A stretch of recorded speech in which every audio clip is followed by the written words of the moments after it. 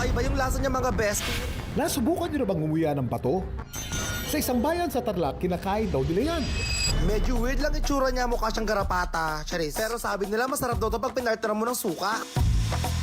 Kilala din ito sa tawag na bato-bato ng ilang tindero. Isa itong exotic street food na piniprito at binibenta sa tabing kalsada at the best daw itong isasawsaw sa maasim na suka. Oh my God! Ang isang content creator na kilala namin mula sa Nueva Ecija, patong-bato na raw. Kaya dinayo pa raw niya ang misteryosong street food na to sa Tarlac. Daming food tripan. Gaano ba talaga kasarap at ka-espesyal yan?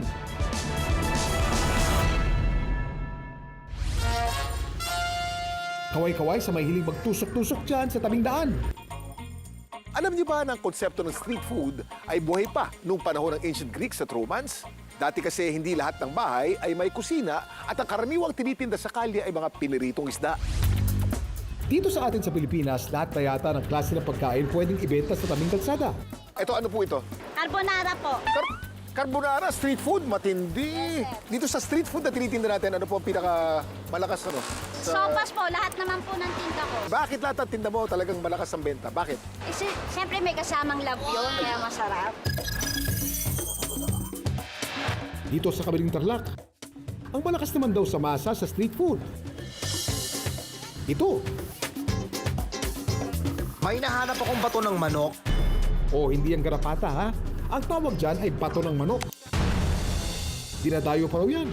Ako po si Alri Antonio, food vlogger po ako ng Nueva Ecija. Nag-post ako kung ano yung mga pwede kong i-food trip at i-cover sa aking vlog.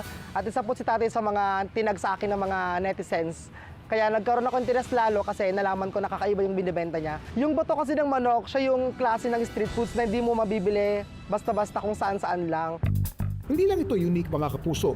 Limited edition din daw ito. Hindi araw-araw na kuhan meron siya. Bibira lang. Sa isang linggo, mga 3 beses meron. Kaya pag meron, nag-i-stack na ako. Sa araw na to, aba singwerte tayo, may tindang bato-bato sa tatay.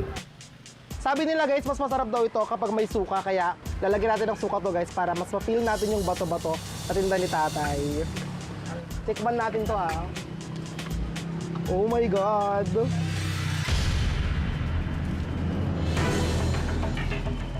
Para lang din siyang katay ng manok, pero in fairness, bato-bato yung tawag sa kanya, pero malambot siya.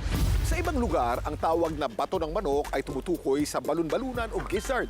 Pero sa kabilang Tarlac, ang tinutukoy nilang bato ng manok ay ang spleen. Ang chicken spleen ay bahagi ng immune at circulatory system ng manok. Hindi ito parte ng kanilang digestive organ. Ibig sabihin, hindi ito tumutulong sa pagdurog ng pagkain.